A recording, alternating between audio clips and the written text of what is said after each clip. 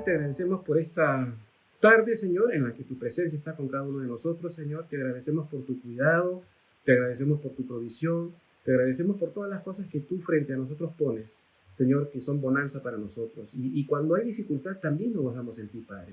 Y citamos tu palabra que dice en el Salmo: aderezas mesa delante de mí en presencia de mis angustiadores, mi copa está rebosando. Lo cual significa, Señor, que en medio de toda esta tribulación, tú siempre estás ahí con nosotros proveyendo todo lo que necesitamos, Señor.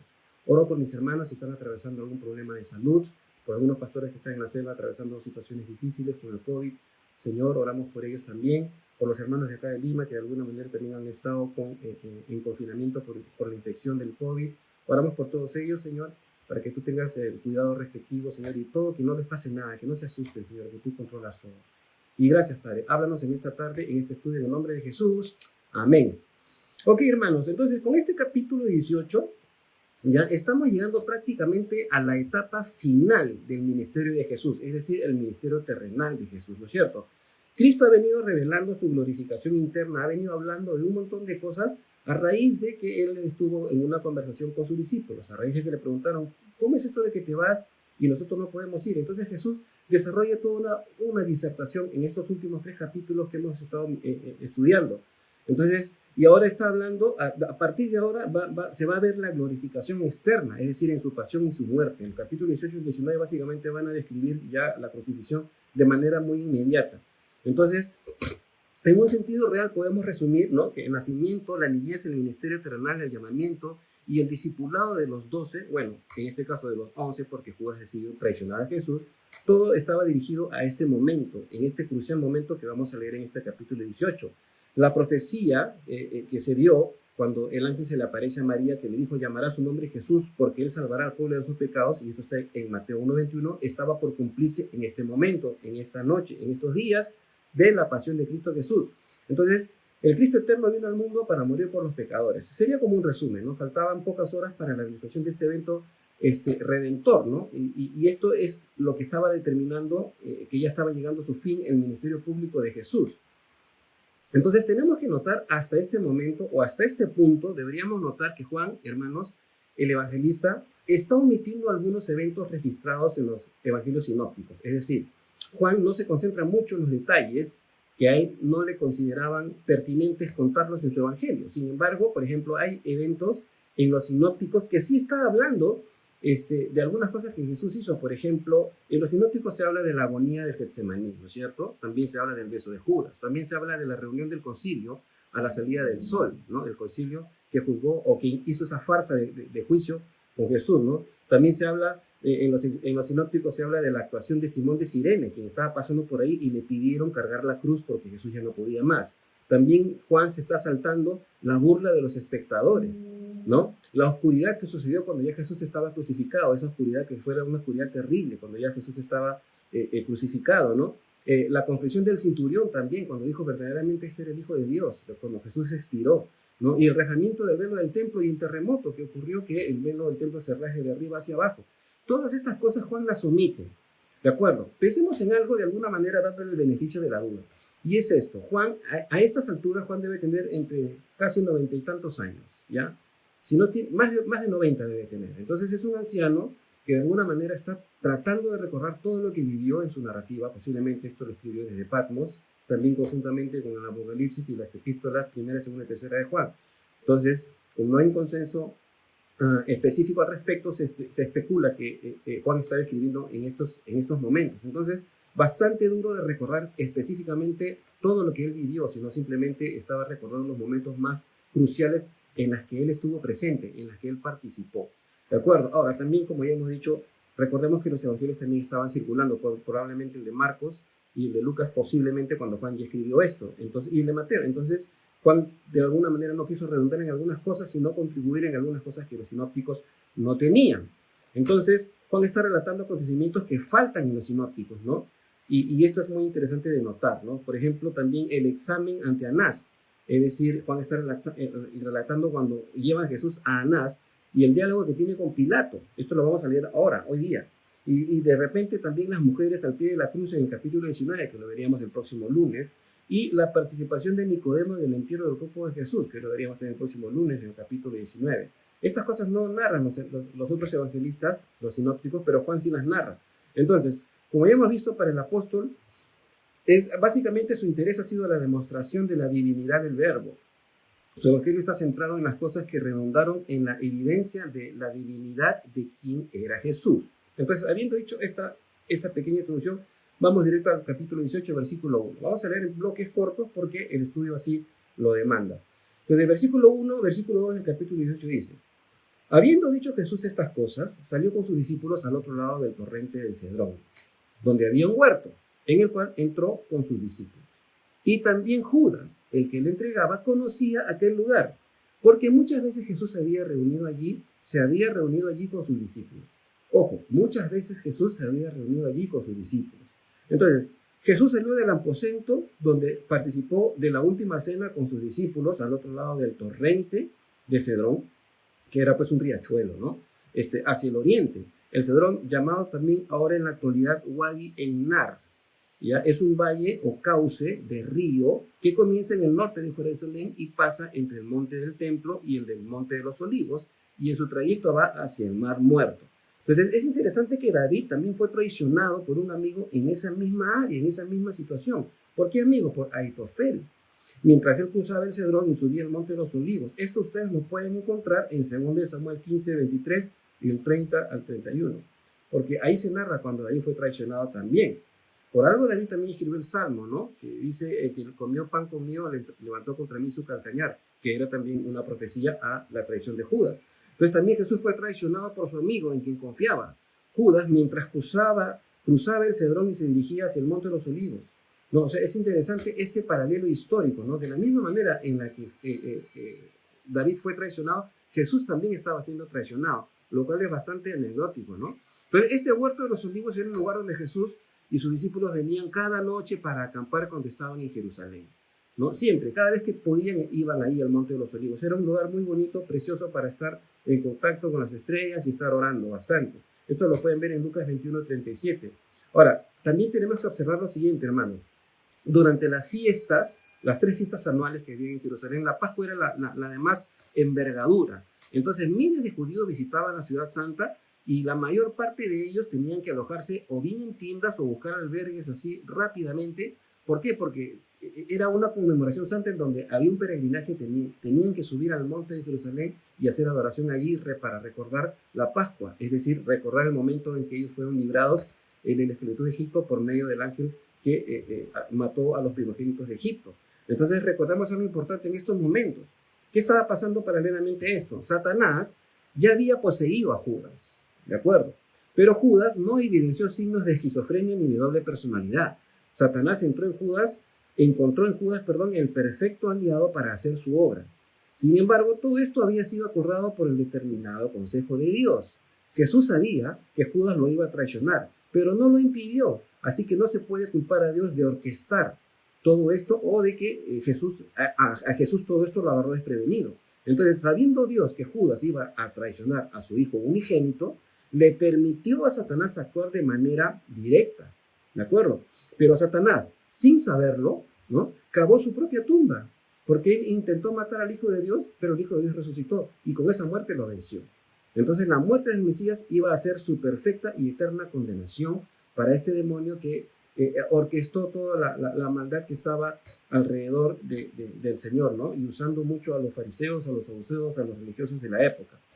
Continuamos, del versículo 3 al versículo 9 de Juan 18 dice: Judas, pues, tomando una compañía de soldados y alguaciles de los principales sacerdotes y de los fariseos, fue allí con linternas y antorchas y con armas. Las linternas no se las imaginen que eran esas linternas a pilas, no 2 pilas Rayovac o 2 pilas Duracell, no eran como unos mecheros, ¿de acuerdo? El combustible que usaban era el aceite en esa época. Entonces, versículo 4, pero Jesús, sabiendo todas las cosas que le habían de sobrevenir, se adelantó y les dijo: ¿a quién buscáis? Le respondieron: a Jesús Nazareno. Jesús les dijo: yo soy. Y estaba también con ellos Judas, el que le entregaba. Versículo 6, cuando les dijo: yo soy, retrocedieron y cayeron a tierra. Volvió pues a preguntarles: ¿a quién buscáis? Y ellos dijeron: a Jesús Nazareno. Respondió Jesús, versículo 8, os he dicho que yo soy, pues si me buscáis a mí, dejad ir a estos. Versículo 9, para que se cumpliese aquello que había dicho, de los que me diste, no perdí ninguno. Entonces, en este versículo 3, Judas no fue un monstruo raro, un esquizofrénico maquiavélico, un golpista, ni un insubordinado revolucionario, ¿no? O sea, no era este tipo de persona, ¿de acuerdo? Sino era un hombre común, ¿de acuerdo? Atrapado en un pecado común, básicamente la avaricia, ¿no? Es decir, la codicia por el dinero. Judas era el tesorero y los evangelios narran que Judas sustraía de la bolsa de vez en cuando y estaba haciendo su propio pozo. Entonces la codicia por el dinero lo llevó a traicionar a Jesús y conocía todo el entorno de Jesús. Sin embargo, Satanás usó ese pecado para llevar a cabo sus propósitos. Y es interesante esto, ¿no? Judas conocía los hábitos de Jesús y lo que hizo, lo hizo contrastar básicamente con el amor sacrificial de Jesús. Es decir, Judas tenía un amor por el dinero, ¿de acuerdo? Pero Jesús tenía un amor por él. Y Jesús incluso le lavó los pies. Conjuntamente a todos los discípulos, Jesús lavó los pies de Judas. Pero Judas no tenía en mente, él de repente quería un rey revolucionario, un rey que se pelee con el César y que haya una guerra y que sean librados de la tiranía de Roma. Pero como no sucedió según sus expectativas y encima tenía codicia por el dinero, para él fue fácil. Satanás encontró en una herramienta muy exquisita para llevar a cabo su maquiavélico plan de tratar de matar al Señor, y lo logró, pero el Señor lo venció con su resurrección. Ahora, los soldados y alguaciles de los principales sacerdotes y de los fariseos se unieron en esta hostilidad hacia Jesús. Judas fue a buscarlos. O sea, la Biblia no narra esto, ¿de acuerdo? Pero por la cantidad de soldados, Judas ha tenido que armar todo un discurso para convencerlos. Y lo voy a explicar por qué. O sea, Judas ya habría cobrado el dinero, ¿no? Las 30 monedas de plata de manos del Sanedrín, tal vez, ya habría cobrado esto, ¿no? Y era un poco más para su fondo financiero que de repente ya tenía él. Aparte de la bolsa de las ofrendas, él también tenía su propia bolsa aparte, ¿no? Sustraía y para sí mismo. Ahora, la compañía de soldados romanos se componía de una cohorte, ¿de acuerdo? En el griego es Sperian, o de repente en latín era Sperian, ¿de acuerdo? Y esta cohorte estaba compuesta, hermanos, de 600 hombres. Nosotros vemos en las películas de la Pasión que hay un grupito que está capturando a Jesús, ¿no es cierto? Pero no es así. Una compañía era una compañía de soldados romanos, aparte de los alguaciles y los sacerdotes que fueron con Judas, una compañía estaba compuesta por 600 soldados. Imagínense esa turba para aprender a un solo hombre. Entonces, en ese caso incluía 600 hombres más los alguaciles de los sacerdotes, ¿no? Algunos comentan de que los alguaciles no les era permitido tener armas, ¿de acuerdo? Sino solamente los soldados romanos. Entonces tenían como una especie de cachiporras, algo así como para hacer justicia, pero no podían tener armas. Y probablemente se les había ordenado aprender al insurrecto que se decía ser rey. Es decir, Judas ha tenido que reunir esta compañía y explicarles: hay alguien que se está proclamando rey, así que tenemos que ir a arrestarlo porque el Sanedrín me da autorización para poder hacerlo, ¿no? O sea, no solamente era la codicia por el dinero, sino que él estaba maquiavélicamente tramando algo para convencer a una grande compañía de soldados, una cohorte con 600 soldados que fueron tras Jesús. Ahora, Jesús estaba consciente de todo esto, de todo esto que le iba a pasar. Entonces, él no fue tomado por sorpresa, sino que estaba dispuesto a entregarse voluntariamente. También recordemos lo siguiente, hermanos: ya antes había impedido que lo nombraran rey político, en Juan 6:15, cuando lo estudiamos. ¿Se acuerdan que la gente se aglomeró para proclamarlo rey, pero Jesús se escapó de ellos y se fue? Porque no era el momento. Jesús nunca vino en la condición de hombre a reinar, ¿de acuerdo? Para el pueblo de Israel, sino vino como el sacrificio perfecto. Tenía que morir, resucitar y presentar su sangre delante del trono de Dios en los cielos. Entonces era un momento muy intenso y dramático. Ahora, Judas llegó con los soldados, los líderes religiosos, para llevar a Jesús por la fuerza. Pero Jesús estaba solo. ¿Por qué estaba solo? Esto no lo narra Juan, pero sí lo narran los sinópticos. Jesús se puso aparte para orar e interceder. Y en ese momento que estaba solo es que vinieron los soldados y lo agarraron a Jesús. ¿De acuerdo? Entonces, en ese momento Jesús estaba solo. Además, también tuvo el valor de preguntar: ¿a quién buscan? Jesús preguntó: ¿a quién buscan ustedes? Y esto para certificar que todo ese alboroto era por un solo hombre, ¿no? Y para que todos estos soldados supieran por quién habían sido movilizados en medio de la noche. Es interesante, Judas tal vez había convencido a toda la cohorte de estos 600 soldados, diciéndole: el Sanedrín me ha autorizado a mí para prender a este Jesús, así que vamos. Imagínense 600 soldados, más los alguaciles, más algunos sacerdotes que estaban allí. ¿de acuerdo? O algunos levitas, o algunos escribas, o algunos de la casta religiosa. Entonces, interesante esto también, ¿no? Las palabras de Jesús cuando dijo yo soy, los impresionaron y dice, acabamos de leer que dice, retrocedieron y cayeron a tierra. Sin duda, incapacitados por la majestad de las palabras de Jesús. Y es interesante que el énfasis en el griego ¿ya? Describe que ellos, perturbándose, retrocediendo, abrumados, se tropezaron unos a otros y cayeron a tierra. O sea, la autoridad de las palabras de Jesús básicamente tenían que describirle a ellos de que el Jehová del Antiguo Testamento, el yo soy del Antiguo Testamento estaba frente a ellos y que si él quería los podía fulminar en ese momento, pero no lo hizo así. Entonces Juan registra que estos eventos para que veamos que Jesús se dejó capturar. A él no lo apresaron por la fuerza, y esto hay que tenerlo en mente. Jesús volvió a preguntarle lo mismo otra vez. Entonces el propósito era dejar claro que él era el Jesús, el Nazareno, ¿de acuerdo? El Jesús Nazareno, el que estuvo haciendo todos los milagros que ellos mismos habían visto en el pasado. Jesús ha tenido casi 3 años y medio, de repente un poquito más de ministerio, y ellos han estado siendo testigos de todo lo que Jesús hacía. Entonces, al preguntarles por segunda vez, estaba diciendo, sí, yo soy aquel a quien ustedes buscan. Entonces, un paréntesis aquí, hermanos. No debemos confundir nazareno con nazareo. Hay algunos que se confunden con esta palabrita. Nazareno significa Jesús de Nazaret, es decir, como limeño. Yo soy limeño porque vivo en la ciudad de Lima. Jesús era nazareno porque era de la ciudad de Nazaret. Es diferente confundirlo con nazareo. El nazareo o el nazareato era un voto de consagración temporal para buscar al Señor que podía durar tiempo indefinido si es que quien lo practicaba así lo decidía, o de repente duraba 1, 2, 4 años, dependiendo de la persona. Entonces no hay que confundir nazareno con nazareo. ¿De acuerdo? Entonces Jesús Nazareno se refiere a que Jesús era de la ciudad de Nazaret. Entonces luego Jesús le dice calladamente que Él es a quien buscan. O sea, ¿a quién buscan? A Jesús Nazaret. Yo soy, caen a tierra. Y luego, ¿a quién buscan? A Jesús Nazaret. No les estoy diciendo que yo soy. Entonces, en ese momento, ¿no? Él dice estas palabras, yo soy, otra vez. Es interesante, ¿no? Entonces, Jesús calladamente, posiblemente, ¿no? Les dice estas palabras, ¿no? Pero a cambio de que él se deje capturar, les dice, dejen ir a estos. De repente, ¿por qué? Porque los discípulos estaban un poco más allá, algunos durmiendo, algunos orando, no sabemos. Recordemos que en los sinópticos Jesús le dice, no han podido velar conmigo 1 hora, están cargados de sueño, por favor vengan conmigo. Cuando Jesús estaba cargando el pecado de la humanidad. Entonces, por eso es que Jesús estaba solo en el momento de su captura. Ahora, Juan añade que esto debía pasar para que se cumplan las palabras de Jesús en su oración intercesora. ¿Por qué? Porque Él no solo murió por ellos, sino que también murió en lugar de ellos. Como el buen pastor no perdió ninguna de las ovejas, sino que se dio cumplimiento a la voluntad del Padre para con los apóstoles. Jesús demostró en todo momento determinación para el cumplimiento de la voluntad del Padre. Esto es importante notarlo, perdón. No estuvo optimistamente, humanamente hablando, seguro de todo, sino que confiaba en el Padre. Su confianza estaba en el Padre, porque él había dicho ya más antes, el Padre no me ha dejado solo.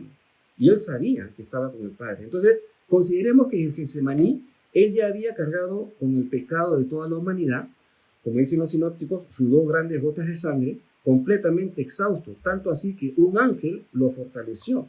Fue un momento de extremada ansiedad y angustia. Poco después se repuso Jesús y tuvo fuerzas para enfrentar a la turba, a estos 600 soldados, más los alguaciles, más algunos de los sacerdotes que estaban ahí. Entonces, básicamente lo que Juan describe es que Jesús mismo se entregó, se dejó capturar. Versículos 10 y 11 del capítulo 18 dicen, continuamos leyendo, hermano. Entonces Simón Pedro, que tenía una espada, ¿ya? La desenvainó e hirió al siervo del sumo sacerdote y lo cortó la oreja derecha. Y el siervo se llamaba Malco. Jesús entonces dijo a Pedro, mete tu espada en la vaina. La copa que el Padre me ha dado, ¿no la he de beber? Interesante esto, ¿no? Pedro había prometido que moriría con Jesús, hermanos. Y esto hay que aclararlo. Ustedes pueden leer Mateo 26, 35 al 30, 33 al 35, pueden leerlo, ¿no? Y Pedro tal vez pensaba, ¿no? O quizás pensaba que podía, no sé, o librarlo o al menos ayudarlo a defenderse. Pero prácticamente era imposible. Eran una turba de 600 soldados más alguaciles, ¿de acuerdo? Entonces, es bueno notar lo siguiente también, es un poco gracioso, ¿no? Pero Pedro tal vez era bueno solamente para la pesca. ¿Y saben por qué? Porque con la espada era muy malo.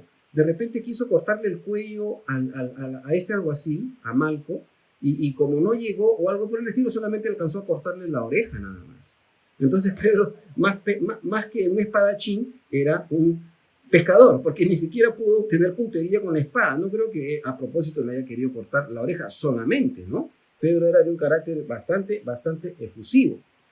Entonces, lo importante es que no solamente Juan, sino también Lucas narra este evento en Lucas 22:50, ¿no? Narran el evento de que fue la oreja derecha del siervo. Entonces, de alguna manera, el Evangelio de Lucas y el Evangelio de Juan certifican su historicidad y se complementan, ¿no es cierto? ¿Por qué? Porque narran los sucesos.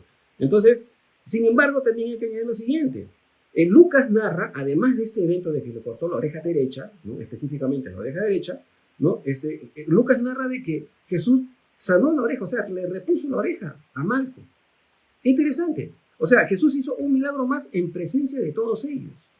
Yo imagino las caras de estos que fueron a capturar a Jesús.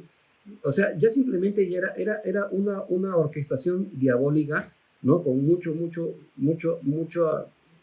clima espiritual en el momento, ¿no? Ya la gente estaba organizada por el enemigo para capturar a Jesús. Jesús se dejó capturar, sí, pero ya hay un milagro más ahí, ¿no? Pero sin embargo, aún así lo capturaron y lo amarraron. Entonces, hablando de Pedro, la lealtad ciega de Pedro fue conmovedora, es decir, fue osada también, pero estaba fuera del plan de Dios. ¿Por qué? Porque el celo por las cosas de Dios, y esto es como una enseñanza para nosotros, el celo por las cosas de Dios, sin el conocimiento detallado de las Escrituras y el discernimiento de la voluntad de Dios, a menudo hacen que los hombres se desvíen y quieran hacer las cosas según sus fuerzas. Por eso debemos estudiar la palabra en su contexto temporal y buscar la dirección del Espíritu Santo en las cosas que Dios nos muestra para que hagamos para Él. Es decir, yo no puedo actuar beligerantemente cuando el Señor nunca actuó beligerantemente como cristiano. ¿De acuerdo? El Señor dice, pon la otra mejilla. Ya vamos a ver ahorita qué fue lo que pasó cuando este alguacil abofeteó a Jesús. Entonces, es interesante ver esto, ¿de acuerdo? ¿Por qué? Porque a veces nosotros, queriendo hacer la obra de Dios, imponemos nuestro carácter, imponemos muchas cosas y hacemos las cosas fuera de la voluntad de Dios y total estamos peleándonos con el mundo en vez de predicar el Evangelio. Y no se trata de eso tampoco. Entonces, por eso debemos estudiar la palabra en su contexto temporal, repito, y buscar la dirección del Espíritu Santo en las cosas que Dios nos muestra para que hagamos para Él. Pedro pensó que iba a poder con toda la compañía de soldados. Era imposible. O sea, era imposible. Que Pedro intente hacer algo para ayudar a Jesús era imposible, porque eran 600 soldados romanos, y los soldados romanos tenían por lo menos lanza, escudo y 2 espadas. Entonces era un poco difícil, ¿no? Era imposible. Entonces para Jesús, cuando Jesús le dice, la copa que el Padre me ha dado no la he de beber, esta copa básicamente era el sufrimiento y la muerte que experimentaría por la ira divina contra el pecado. Esto indica que Jesús veía las cosas que le iban a acontecer como parte del plan soberano de Dios. Ahora, la pregunta que le hizo a Pedro con esa retórica, ¿no? O sea, la copa que el Padre me ha dado, ¿no la he de beber? Entonces, de alguna manera, la pregunta retórica que hizo a Pedro estaba diseñada para motivarlo a Pedro a pensar, ¿de acuerdo? O sea, Jesús había venido para hacer la voluntad del Padre y ahora debía cumplirla. Entonces, no era necesaria la violencia de Pedro, no era necesaria, ¿no es cierto? Por eso yo siempre digo a veces, hermanos, nosotros los cristianos no somos unos coaching ni revolucionarios intelectuales, predicamos el Evangelio, básicamente, y dejamos que el poder del Espíritu Santo hable por sí mismo. Dios se puede defender solo, ¿no? Pero nosotros intentamos predicar el Evangelio.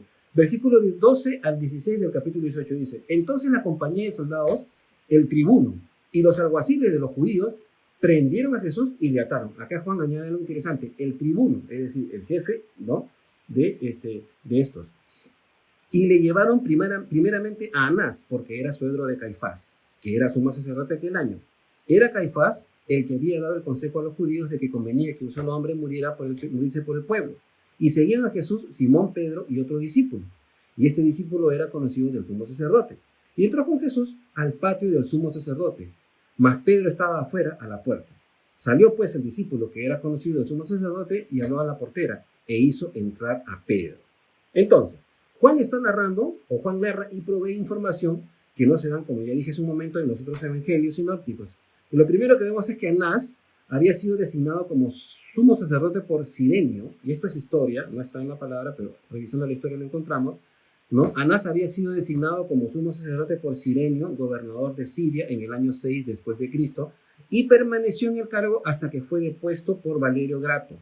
¿ya? Valerio Grato, procurador de Judea en el año 15 después de Cristo. De acuerdo con la ley judía, el oficio del sumo sacerdote era para toda la vida. Recordemos esto, el sumo sacerdote no perdía el oficio hasta que moría, ¿de acuerdo? Entonces, pero los romanos, ¿de acuerdo? Y esto era una cuestión política, a los romanos no les gustaba la concentración de poder en una sola persona. Así que frecuentemente cambiaban a los sumos sacerdotes a gusto y paciencia del gobierno romano. Anás fue sucedido por 5 de sus hijos y por su yerno, este último, Caifás. Entonces es evidente que Anás permanecía como el poder detrás del trono.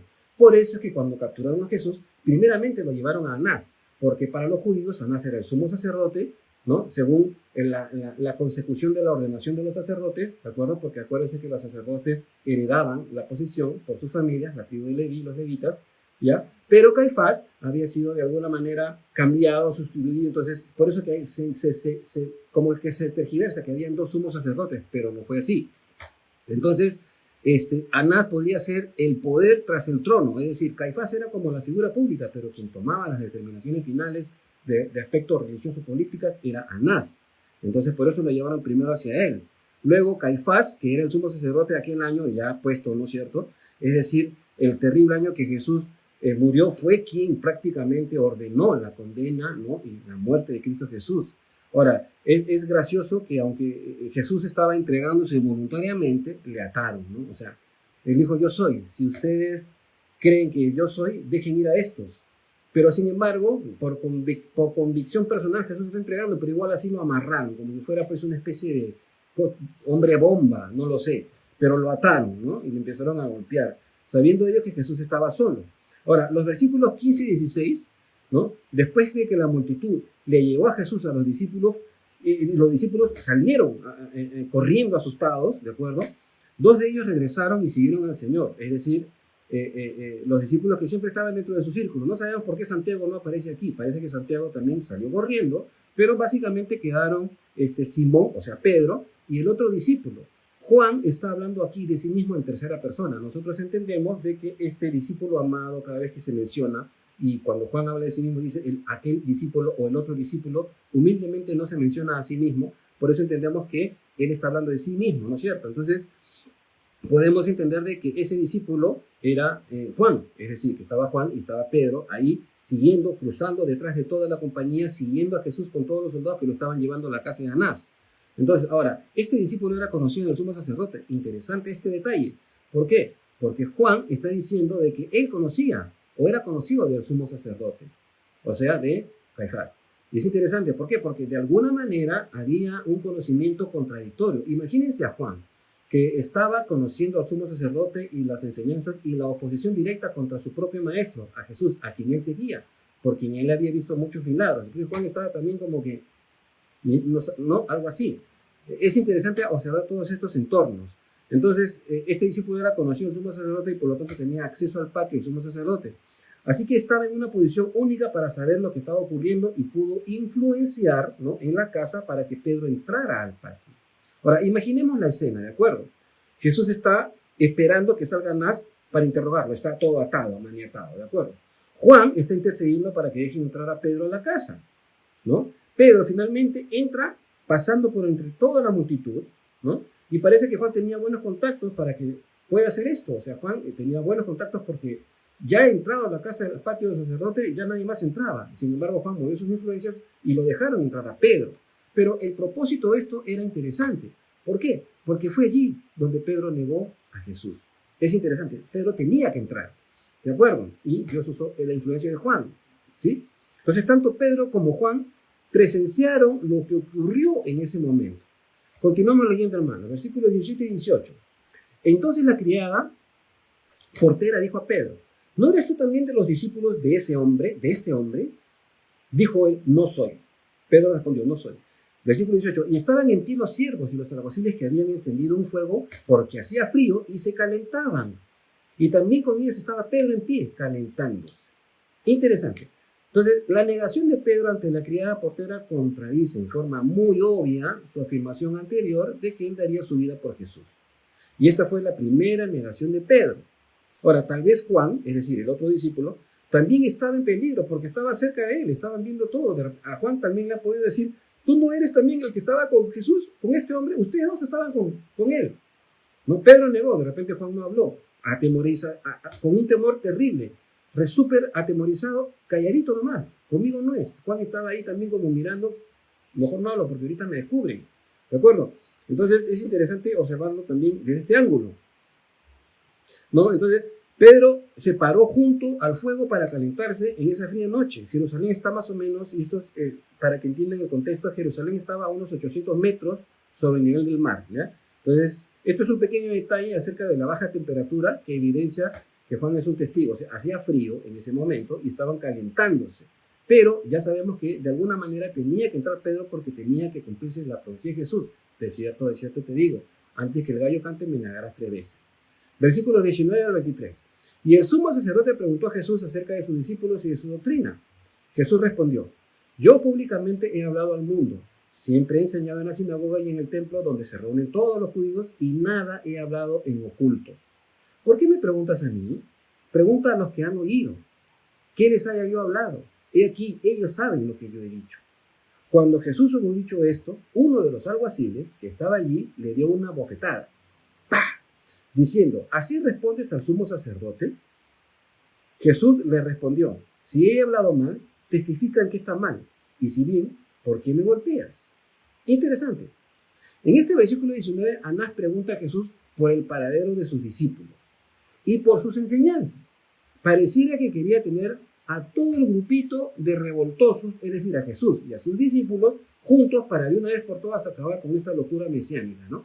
Este dice de ser rey y sus discípulos también están alborotando al pueblo, a lo mejor a todos les cortamos la cabeza y se acabó, ¿no es cierto? Pero sus discípulos no estaban, y Pedro y Juan estaban camuflados por ahí. Entonces ya Anás había visto, y varios sacerdotes habían escuchado a la gente queriendo proclamar a Jesús rey en el pasado. Entonces Jesús responde de una manera que protege a sus discípulos y demuestra que no solo sus discípulos le han escuchado, sino también gran multitud.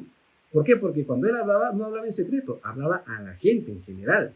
Entonces Jesús está haciendo una defensa y uso de los testigos que antes lo celebraban y ahora lo están acusando. El Señor está no faltando el respeto, sino llamando a los testigos para que Anás tenga elementos de juicio verdaderos y no solo algunas calumnias, ¿no?, con las que se habían juntado para acusar a Jesús. Entonces, cuando Jesús respondió que no pertenecía a ninguna secta o organización secreta, ¿no? Sí, es cierto, tenía un círculo cercano de discípulos, pero el carácter de su enseñanza no era privado. Jesús hablaba a las multitudes. Y los discípulos también fueron enviados. ¿Se acuerdan cuando Jesús mandó a los 70? Fueron enviados también a predicar el evangelio. Entonces, él había enseñado abierta y públicamente en la sinagoga y en el templo incluso. La gente conocía su doctrina, así que si Anás tenía preguntas acerca de ella, es decir, de la doctrina, había muchos que podían responderle. Jesús no tenía dos clases de verdades o enseñanzas. Era inocente, a menos que se probara lo contrario. Por tanto, debían buscar testigos si había alguna acusación grave contra él. Por supuesto que no tenían ninguna razón comprobada, así que buscaban la forma de engañarlo o hacerlo caer en una trampa a Jesús. ¿De acuerdo? En el versículo 22 que acabamos de leer, el alguacil le da un cachetadón, lo abofetea, ¿no? Ahora, esto de repente este alguacil lo hizo pensando que así agradaría más al sacerdote. Ahora, reforcemos esto. Caifás se supone que es el sumo sacerdote, pero este alguacil dice: ¿así respondes tú al sumo sacerdote? Era el poder detrás del trono, ¿se dan cuenta? Por eso lo llevaron primero donde Anás. Entonces, este alguacil cuando golpea a Jesús piensa que así va a agradar más al sumo sacerdote. Es interesante, ¿no? Y tal vez demostrando ese ímpetu y ese celo por la gracia sacerdotal. De igual modo, hay muchos que queriendo ser correctos, ahora en la actualidad, son tiranos, ¿no? Muchas personas o muchos pastores que queriendo ser correctos con su congregación son tiranos, es decir, son los dueños de la grey y hacen y deshacen con las ovejas como si fueran de ellos. Pero en Gracia Calvary Chapel, y nuestro pastor mismo no lo dice, las ovejas son del Señor. Si se van, se van. Y si se quedan, se quedan, ¿no? Así que no nos preocupamos por eso, porque las ovejas son del Señor. Pero sin embargo, este señor le tiró una cachetada a Jesús, diciéndole: así hablas al sumo sacerdote, como queriendo agradar al sumo sacerdote, y emplea fuerza cuando no es necesaria. Y nosotros también tenemos que no imponer esa fuerza cuando, de alguna manera, como enseñanza lo digo, ¿no? Estamos en cuestionamientos así de ese tipo.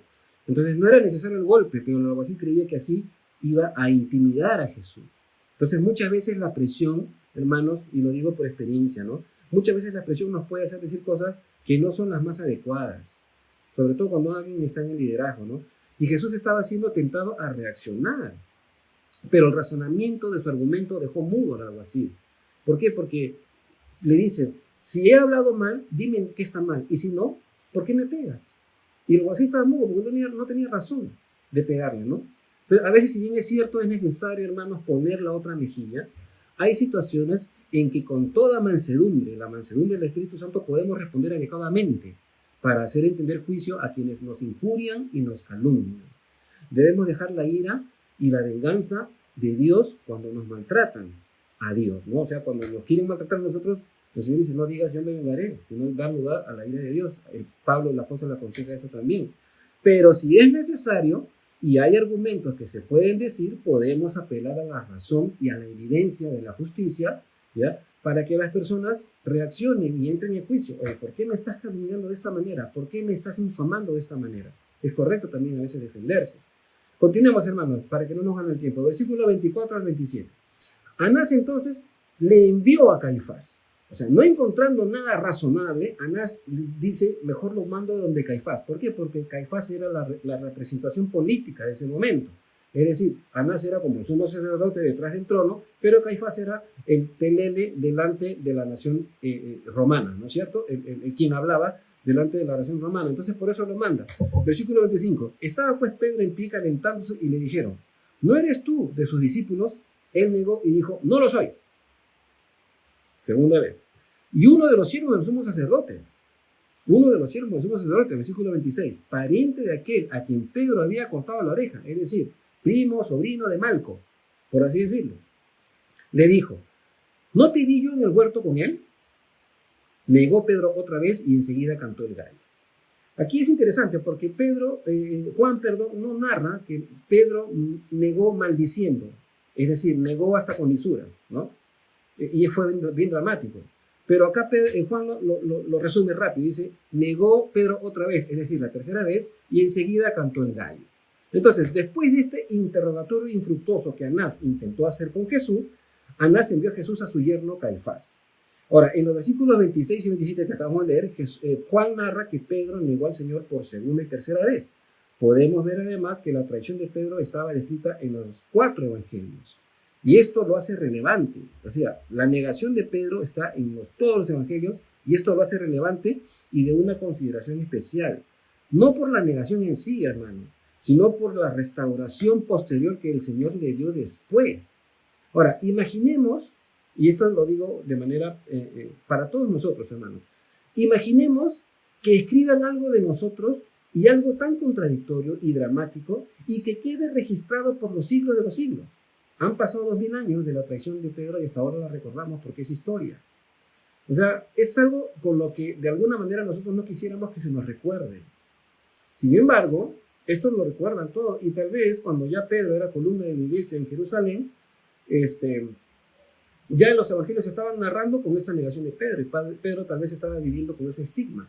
Yo negué al Señor 3 veces, de repente fue una espina en su mente, un aguijón en la carne para él, aunque ya era pastor en la iglesia de Jerusalén con Santiago y Juan, ¿no? De alguna manera siempre el estigma estuvo persiguiéndole. Pero sin embargo el Señor nos restauró, hermanos. Entonces, esto es algo con lo que no quisiéramos que se nos recuerde. Pedro pudo tener el estigma de haber negado al Señor por mucho tiempo. ¿De acuerdo? Es un gran consuelo como enseñanza para nosotros. Es un gran consuelo, es un gran consuelo para el liderazgo.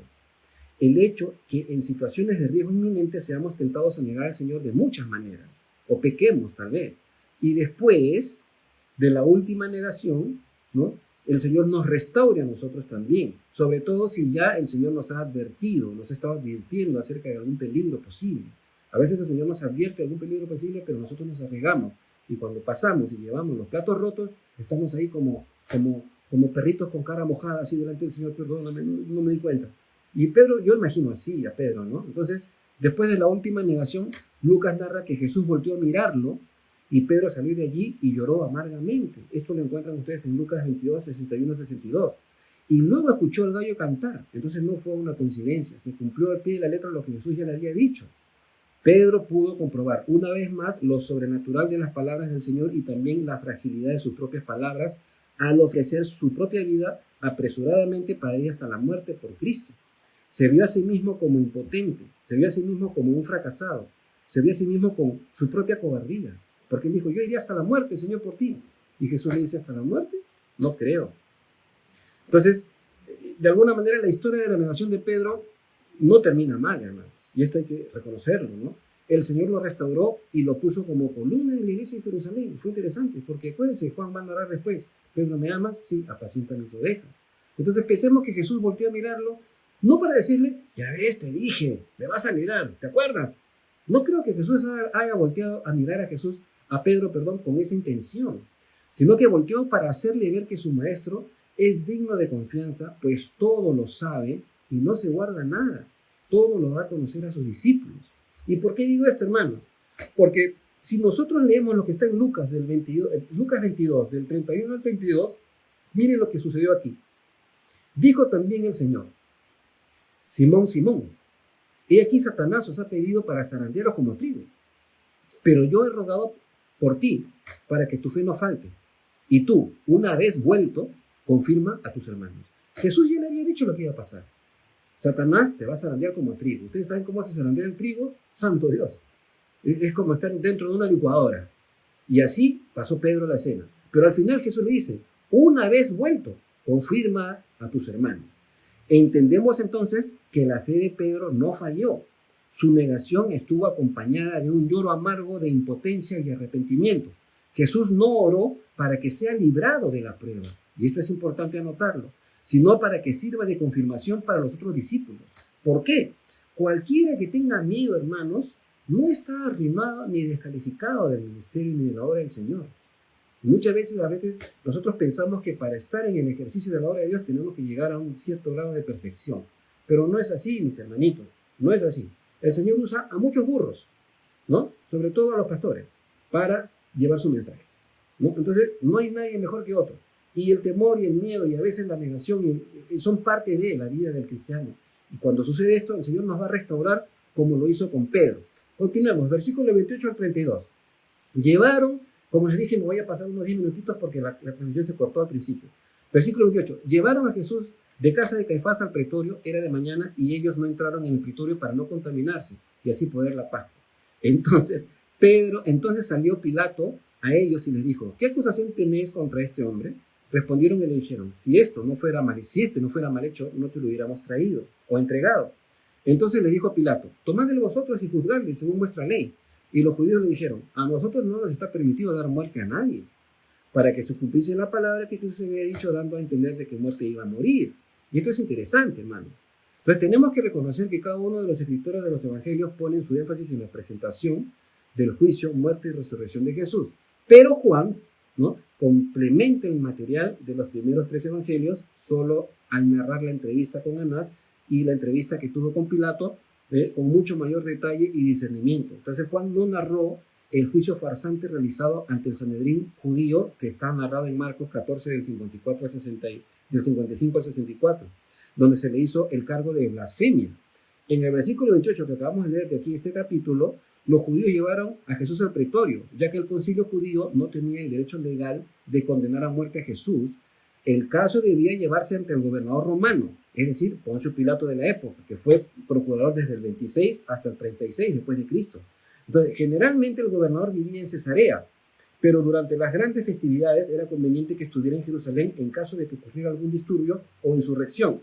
¿Por qué? Porque la Pascua era un poco peligrosa para los romanos. ¿Y por qué? Debido a que las emociones de los judíos se exacerbaban y se alteraban, porque recordaban la liberación de la esclavitud de Egipto. Entonces el procurador tenía que estar ahí, ¿no? Tenía que estar ahí presente por si acaso. Ahora, la ubicación del pretorio no es tan precisa. De repente estaba al costado del Palacio Romano, ¿no? De repente al costado de la fortaleza de Antonia, ¿no?, que era una fortaleza donde estaba el Pilato, al norte del área del templo, o en uno de los palacios de Herodes, tal vez, localizados al oeste de la ciudad. A los judíos no se les prohibía entrar en casa de gentiles. Esto es interesante, ¿no? En este caso, el pretorio era un área de gentiles, entonces los judíos no podían entrar, pero sí podían entrar al patio a sus corredores, ¿no?, Y esto es irónico, hermanos, porque de alguna manera estos líderes judíos, ¿no? Estuvieran preocupados, más preocupados por no contaminarse con entrar a la casa de los gentiles mientras estaban planeando el asesinato de Jesús. Es decir, querían justificar lo más pronto, querían ajusticiar, ¿no? En lo más pronto posible a Jesús para comer bien tranquilitos la Pascua, ¿no? O sea, la cena de la Pascua, ¿no? Es impresionante lo que puede hacer la religiosidad, ¿no, hermano? O sea, ¿sabe qué? No me voy a contaminar entrando al patio de los gentiles, pero estamos tramando matar a este rabino porque nos cae mal. O sea, impresionante, ¿no? Y en el versículo 29 que hemos leído, entonces salió Pilato a los judíos, probablemente a uno de los patios, y comenzó su interrogatorio, digamos, casi formal. Ahora, la respuesta de los judíos a Pilato demuestra la hostilidad que había entre ellos. Ellos lo aborrecían por su dureza y por el hecho de que un gentil, o sea, él, los gobernara. Pilato en esa ocasión se rehusó a ejecutar a Jesús en esa primera vez porque él sabía lo que estaba ocurriendo. Había visto la entrada triunfal de Jesús en Jerusalén unos cuantos días atrás. ¿De acuerdo? Sabía que la causa de la acusación contra Jesús era la envidia, y esto está narrado en Mateo 27 y 18. Así que decidió jugar un poco con los judíos usando la vida del Señor como premio, ¿no? Se negó a hacer cualquier cosa sin tener una responsabilidad lo suficientemente grave. O sea, para mí este Señor no representa nada, no me interesa este Jesús. Y ustedes tienen la tradición de saltar a alguien, Barrabás o Jesús, no me importa, o sea, simplemente no me interesa. Yo quiero terminar con este pleito de ustedes, ¿no? Con esa frialdad, con esa liviandad, ¿no? Entonces, la acusación de los judíos de blasfemia era difícil de probar y no impresionó a Pilato como para considerarlo digno de muerte bajo la ley civil romana. Parece que los judíos habían perdido el derecho de dar muerte a alguien, aunque en ciertas ocasiones los judíos sí apedraban a las personas que cometían adulterio, por ejemplo. Continuamos, hermanos, para no robarles mucho tiempo. Versículo 33 al 37 dice: Entonces Pilato volvió a entrar al pretorio y llamó a Jesús y le dijo: ¿Eres tú el rey de los judíos? Jesús respondió: ¿Dices tú esto por ti mismo? ¿O te lo han dicho otros de mí? Pilato le respondió: ¿Soy yo acaso judío? Tu nación y los principales sacerdotes te han traído a mí. ¿Qué has hecho? Respondió Jesús: Mi reino no es de este mundo. Si mi reino fuera de este mundo, mis servidores pelearían para que yo no fuera entregado a los judíos. Pero mi reino no es de aquí. Le dijo entonces Pilato: Luego, o sea, ok, ¿eres tú rey? Respondió Jesús: Tú dices que yo soy rey. Yo para esto he nacido y para esto he venido al mundo, para dar testimonio de la verdad. Todo aquel que es de la verdad oye mi voz. Juan explicó por qué los judíos entregaron a Jesús a los romanos. Las ejecuciones judías consistían normalmente en apedrear a la persona, causando que los huesos se fracturaran, etc. El método romano de ejecución era la crucifixión. Y ahora, por 3 razones era necesario que Jesús fuera crucificado por los romanos por instigación de los judíos. Primero, para cumplir las profecías, ¿de acuerdo? Que dice: ningún hueso será roto. Y esto está en los Salmos, ¿no? No fue quebrado hueso suyo. Segundo, para incluir tanto a judíos como gentiles en la culpabilidad colectiva del hecho. Es decir, los judíos y los gentiles mataron al Salvador, no solamente los judíos. Tercero, por medio de la crucifixión Jesús fue levantado, es decir, como la serpiente en el desierto. Como Jesús mismo dijo: así como Moisés levantó la serpiente en el desierto, es necesario que el Hijo del Hombre sea levantado para que todo aquel que no mire, crea, tenga vida eterna. Y era necesario que todo esto que ya había sido profetizado se cumpla. Y eso es lo impresionante. Ahora, de acuerdo con Lucas 23:2, ellos acusaron a Jesús de 3 cosas básicamente. ¿Ya? Esto no lo narra Juan, pero lo metemos aquí. Primero, acusaron de pervertir a la nación, de oponerse al pago de los impuestos al César y de proclamarse como Cristo, el Rey, el Mesías. Estas eran las 3 acusaciones básicas que imputaban a Jesús. Entonces Pilato comenzó preguntando a Jesús si él era rey de los judíos. Jesús respondió con otra pregunta y preguntó a Pilato si esa idea era de él mismo o de otros. Es decir, si los judíos lo habían convencido de esto. Entonces con esta pregunta Jesús estaba confrontando a Pilato para que viera él mismo, ¿no?, por sí mismo, si estaba preocupado de que Jesús constituyera alguna amenaza política para Roma. Es decir, que fuera un revolucionario o no, o un rey que se iba a levantar en armas contra el imperio romano. Ahora, el versículo 35, la respuesta de Pilato demuestra un hastío bien explosivo. ¿Soy acaso yo judío? Tu nación, tu sacerdote te han traído a mí, ¿no? ¿Qué tengo yo que ver con esto? Más o menos. Entonces Pilato tenía que lidiar con estos asuntos a cada rato, pues los judíos no podían ajusticiar por sus propias manos usando el veredicto y la condena que los romanos habían establecido. En los versículos 36 y 35 y 36 se pueden ver bien ajustados a la escena. Es decir, imaginemos a Pilato mirando a Jesús como un loquito, ¿no? Es decir, cuando Jesús le dijo, mi reino no es de este mundo, y Pilato con los ojos así como de huevo frito, ¿de qué me está hablando este tipo? Mi reino no es de este mundo.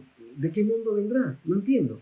¿De qué se está hablando? O sea, imagina la mente de Pilato, ¿no? O sea, todas estas cosas que cruzaban por su mente, ¿no?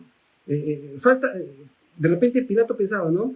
Falta que todo este alboroto sea por un pobre lunático que quieren matar a los judíos. Entonces me están haciendo problemas por este señor que dice que su reino no es de este mundo. ¿Qué rayos? No entiendo. O sea, pobrecito, ¿por qué los judíos siempre me están teniendo problemas? Ay, ay, ay. Sin embargo, hermanos, la autoridad y el poder de las palabras de Jesús hicieron que Pilato se preguntara como que, ok, ¿eres o no eres rey entonces? ¿No? Porque cuando dice luego, en la intención del original, luego en el griego es así, ¿no? Si Jesús, y esto es interesante, si Jesús respondía que sí, entonces iba a causar un problema grave, pues no podía haber un rey aparte de César.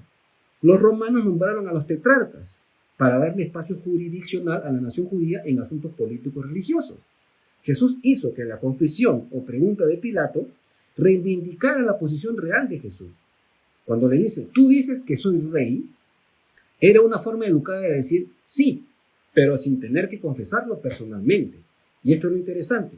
Jesús continúa su argumento, es decir, la naturaleza de su persona y de su reino no tiene nada que ver con lo que está pasando en ese momento.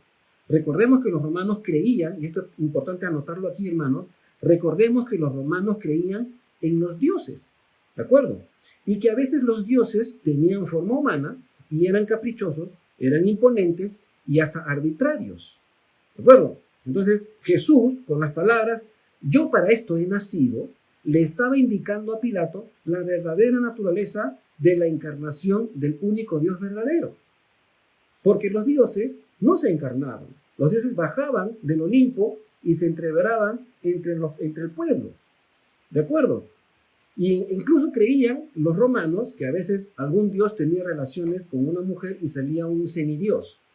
Entonces, esta lectura de Pilato, cuando escucha decir a Jesús, mi reino no es este mundo, de repente tenía cuadros pictóricos de esta cosmovisión en la mente de Pilato. Pilato era un romano que adoraba a un panteón de dioses, de dioses helénicos, griegos y dioses romanos. Entonces, confundida la escena y Pilato no sabiendo qué hacer, ¿no es cierto? Entonces, Jesús le está diciendo, yo para esto he nacido. Con eso le está diciendo, por si acaso, soy el Dios sobre todos los dioses. Jesús no era uno de los dioses más del panteón romano.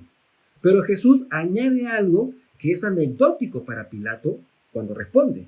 Le dice que él ha venido para dar testimonio de la verdad.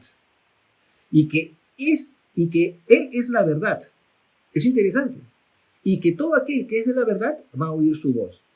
Entonces, la verdad, según Jesús, es la revelación del Padre y su intención de redimir al hombre. Su justicia demanda el derramamiento de sangre y Dios mismo está supliendo esa demanda en su Hijo Jesucristo. Continuamos con estos versículos y terminamos con esto. Pensé que me iba a pasar un poquito más, pero gracias a Dios no. Versículos 38 a 40. Le dijo Pilato, ¿qué es la verdad? Porque como Jesús le estaba hablando en términos que Pilato estaba como, le pasaba por arriba, entonces le dice, ¿qué es la verdad? Y en ese momento, cuando le dice eso, ¿no? Cuando hubo dicho esto, salió otra vez a los judíos y le dijo, yo no hallo ningún delito en él. Versículo 39. Pero vosotros tenéis la costumbre de que os suelte uno en la Pascua. ¿Queréis pues que os suelte al rey de los judíos? Entonces todos dieron voces de nuevo diciendo, no a este, sino a Barrabás. Y Barrabás era ladrón. Interesante. Pilato, no entendiendo, preguntó con sarcasmo, ¿qué es la verdad? Pero no dio chance para que Jesús responda. No sabemos si realmente al decir la verdad, ¿no? El decir la verdad de que no hallaba delito en Jesús, Pilato realmente lo creía. Es decir, Pilato posiblemente estaba pensando, bueno, ya que este loquito está diciendo que es rey y que su reino no es de este mundo, entonces no es digno de muerte. De repente deben mandarlo a un psicólogo. Pero entonces por eso sale y le dice, yo no hay en este hombre culpa alguna. Pero la cosa era bien relevante para los judíos. Entonces tal vez pensó que por las incoherencias que según Jesús les decía, no era necesario ser ajusticiado. Entonces Pilato mostró falta de interés por la verdad y también reveló su falta de compromiso con la justicia. Le faltaba el valor para respaldar sus convicciones. Si Jesús era inocente de todos los cargos, entonces Pilato debió haberlo liberado. Pero en lugar de hacerlo, optó por hacer una serie de arreglos con tal de no enfrentarse con la verdad que lo juzgaría a él mismo después. Cuando descubrió que Jesús era de Galilea, ¿no? Cuando se enteró que era de Galilea, lo envió a Herodes, que era uno de los tetrarcas. Y esto está en Lucas 23, 6 al 7. Luego trató de apelar a la multitud, como estamos viendo ahora, esperando zafarse de cumplir el deseo de los principales ancianos y sacerdotes. Sabiendo que Jesús era popular, pensó que la multitud preferiría a Jesús que a Barrabás. Pero los líderes demostraron ser muy insistentes y persuasivos. Lean Mateo 27:20, ahí lo dice.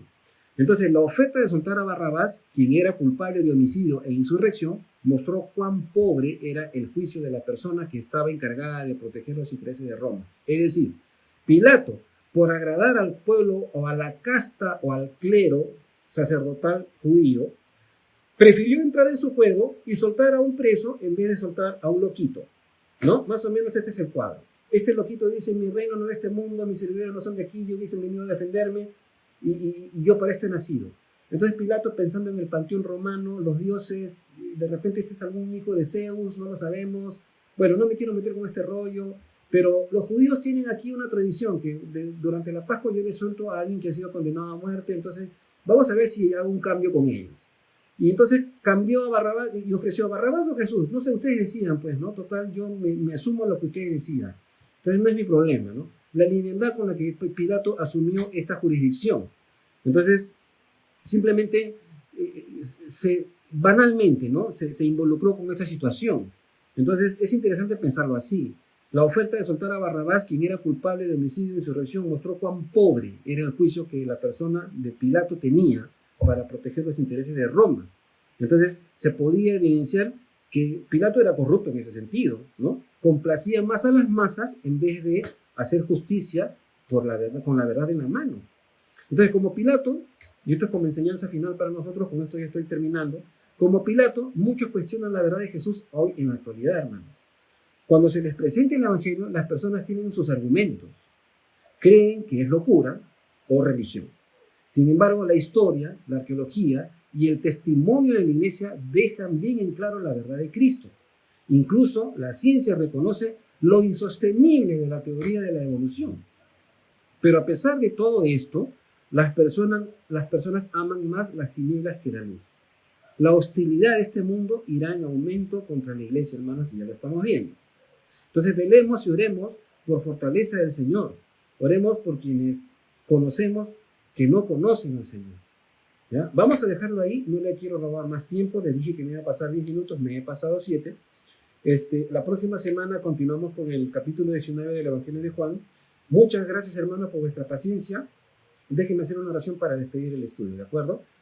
Padre Celestial, te agradecemos por esta tarde, gracias por tu fortaleza, la paciencia, Señor, que has puesto en nosotros para congregarnos por medio de la internet y escuchar este estudio, Señor, porque estamos sedientos de ti y de tu palabra. Padre, que toda esta palabra se haga carne en nuestra mente y que aprendamos cada día más a conocerte, Señor, y el sacrificio perfecto que hiciste por nosotros en esa cruz, y la manera en la que afrontaste la dificultad, Señor, y la contradicción, la manera en la que te dejaste capturar, Señor, como un sacrificio vivo para nosotros, que redunda en nuestro beneficio. Te pedimos bendición, Señor, para nuestra iglesia y nuestros hermanos, Señor, que están de alguna manera padeciendo algún problema, cualquiera que sea. Y gracias por esta tarde, Señor, en el nombre de Jesús. Amén.